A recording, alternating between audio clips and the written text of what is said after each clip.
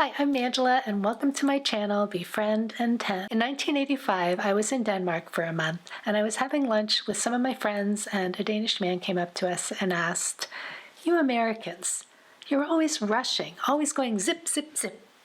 Why?"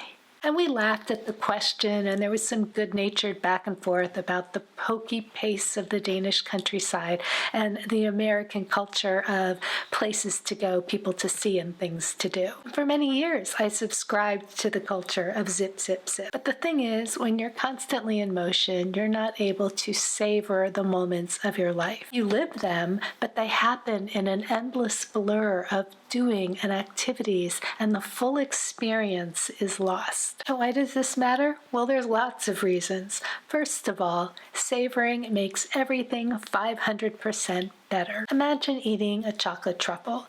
You could be watching TV and grab one out of a box and pop it in your mouth and chew it and be done in a few seconds. And you would get a few moments of enjoyment out of that, but it would be over quickly and you probably wouldn't think about it ever again. Compare that to eating a chocolate truffle intentionally, to taking small bites and letting the chocolate melt in your mouth and savoring the flavor and waiting until the flavor is almost gone before you take another small bite. And then pausing to look at the truffle, to notice its shape and the way it smells and what color it is and the texture of the inside. The experience of eating the truffle has been extended and enriched because you allowed yourself the time to savor it. Our daily lives are filled with things to savor if we can only pause for a moment and take the time to look around us. Because it's not just the big, extraordinary moments that we can savor, it's all of the little moments as well. There's this poem by William Blake that begins, "To see a world in a grain of sand and heaven in a wildflower, hold infinity in the palm of your hand and eternity in an hour."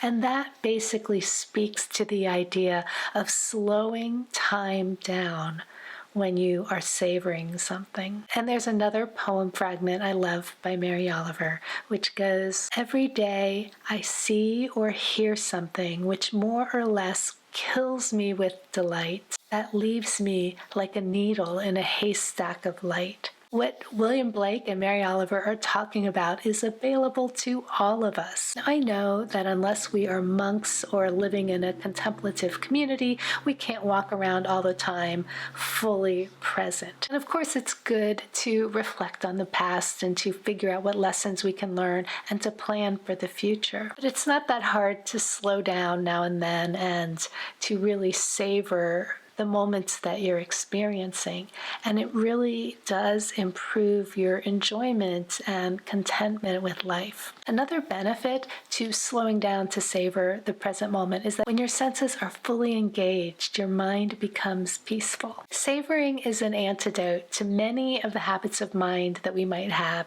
that demoralize us, like comparing ourselves and our situation to other people, thinking about how life should be, or ruminating excessively about the past, or feeling really anxious and trying to control the future. When we slow down to allow ourselves to savor something, it allows our brain to reset. So when our brain kicks back in, it's usually feeling more calm and content. The third point is that slowing down to savor moments of our life creates a little stockpile of memories, a gift for our future self. When you savor something, you are focusing on all of the details and how it makes you feel. This is usually very sensory rich. We're bringing in all of our senses to process the experience. And all of this rich, specific information about the way something looks, the way it sounds, the way it smells, the way it tastes, and the way it feels all helps to encode the memory. So taking the time to fully experience and savor moments as you're experiencing them will help create a lovely library of memories that future you can look back on and enjoy for many years. So how exactly do you savor something? Savoring is simply slowing down to fully experience something, to process it through each one of your senses, all 5 of them, and to notice all of the little details about what you're experiencing. And then you check in with your heart. How does the experience make you feel? You can help your memory along by taking a photograph of it, or maybe doing a voice memo to yourself, or writing things down in a journal. In fact, the moments during a day that you savor would be perfect for a gratitude journal, and I have another video about how to practice gratitude meaningfully. You can check it out in the description below. I'll also link to a lovely video by Franciscan Media, which talks about asking ourselves and each other, what did I savor today? Or what did I taste, smell, touch, see, or feel that did my heart good? Or what made me glad to be alive? It's worth slowing down to ask these questions of ourselves and to answer them so that we don't just zip through our lives and not experience it. I mean, we've all had that feeling of, what did I do last week? I have no idea, because we are literally rushing from one thing to another. And I feel like that is built into the way we live, and it takes a really conscious effort to be like, no, I'm going to slow down for a moment. But I promise you the effort is worth it. If you enjoyed this video, please let me know by hitting the like button. I'll see you next week.